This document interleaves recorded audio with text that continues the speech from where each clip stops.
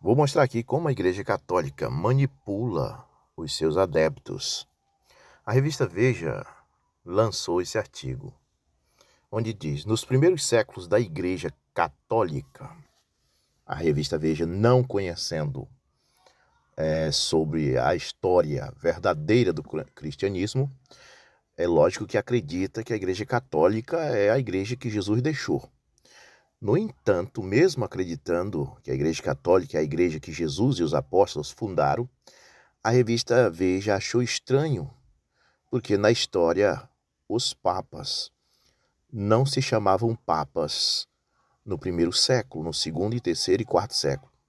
Então a revista Veja diz: nos primeiros séculos da Igreja Católica, observe que a revista Veja crê que a Igreja Católica é a igreja do tempo dos apóstolos, em que o bispo de Roma viu seu papel de liderança se acentuar aos poucos, ele ainda não tinha a autoridade de um papa, e muito menos o nome. Então, o site Veritatis Splendor, que é da Igreja Católica, para dar a resposta a esta postagem da revista Veja, disse isso aqui. Aqui está, Veritatis Splendor. A origem da Igreja Católica e do papado.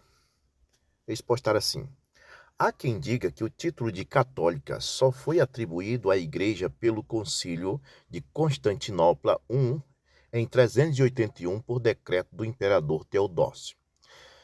Então é o que está na história por todos os lados, esta é a verdade. A Igreja Católica surgiu, este nome, igreja, essa denominação, não o nome, porque a palavra católico significa universal, e essa palavra católica era usada pelo povo que falava grego naquele tempo, quando eles queriam dizer assim: a Igreja dos Apóstolos é uma igreja universal, ou seja, uma igreja para o mundo todo, eles falavam a palavra católica, mas não significando que era a Igreja Católica Romana, a denominação, porque essa surgiu em 381. Então, eles citavam a palavra católica porque era uma palavra grega, que significava universal. Então, eles diziam: esta igreja que nós estamos servindo, a Igreja Apostólica, ela é uma igreja católica, ou seja, uma igreja universal, né? Então, há quem diga que o título de católica só foi atribuído à Igreja pelo Concílio de Constantinopla I em 381 por decreto do imperador Teodósio. A alegação essa desmentida pelo fato mesmo de que São Inácio de Antioquia, nos primeiros anos do século II, falava de Igreja Católica. Ora, Inácio falava de Igreja Católica nesse sentido porque ele usava o grego, e então ele falava católica no sentido de universal, que a igreja de Cristo era uma igreja universal, mas não igreja católica no sentido de denominação, de religião católica, né? Então eles colocaram aqui, usaram já para manipular o escrito de Inácio, que fala a palavra católica, né? No sentido de universal, para dizer que era a igreja católica que estava lá, nos primeiros anos do segundo século.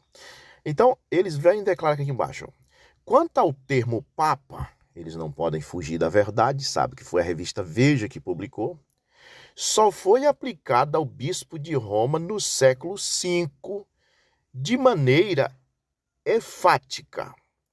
Todavia, a função de Pedro como chefe do colégio apostólico já está delineada nos escritos do Novo Testamento. No caso, o que importa não é o nome, mas o exercício da função. O que esta pessoa, este bispo, sei lá quem escreveu essa postagem no site Veritatis Splendor, quis dizer? Ele simplesmente confirmou, é verdade. O termo Papa surgiu só no V século. Mas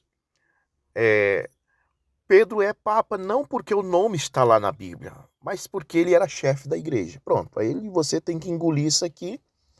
E a verdade é, simplesmente está confirmando que o termo Papa surgiu no V século.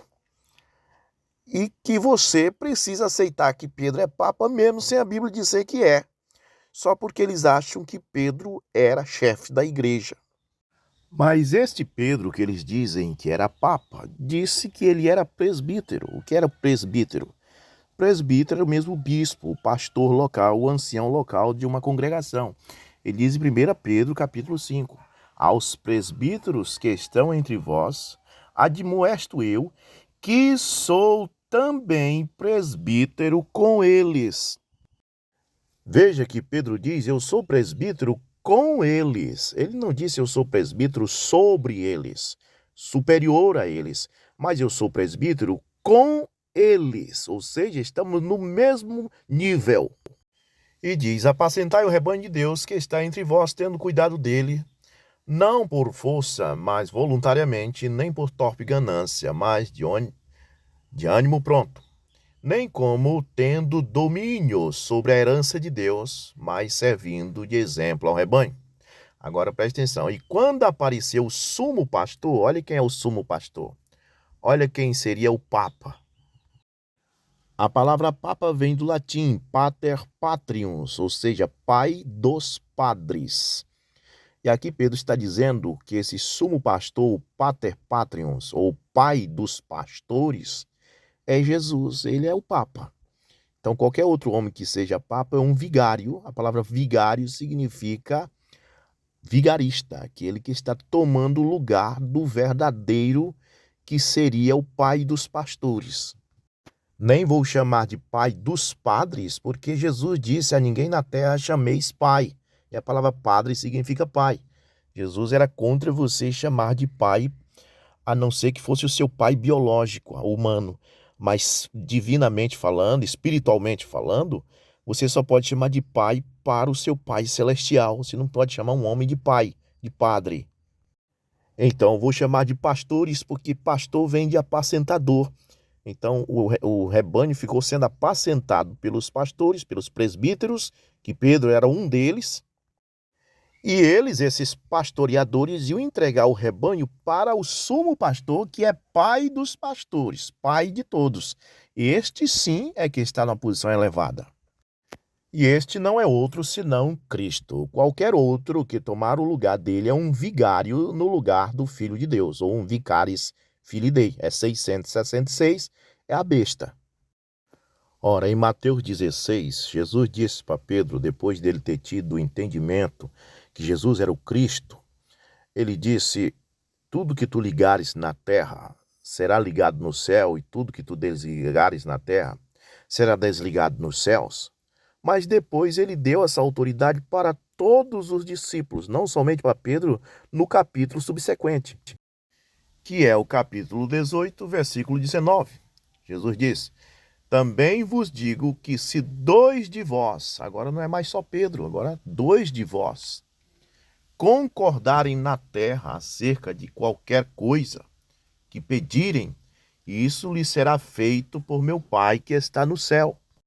Em seguida diz, porque onde estiver 2 ou 3, não somente Pedro, mas 2 ou 3 reunidos em amor do meu nome, aí estou eu no meio deles.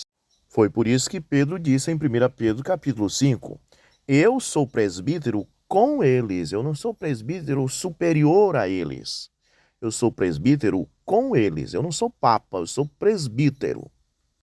Então, por isso você vê aí que a revista Veja desconfiou e disse, não tem papa no primeiro, segundo até o 5º século.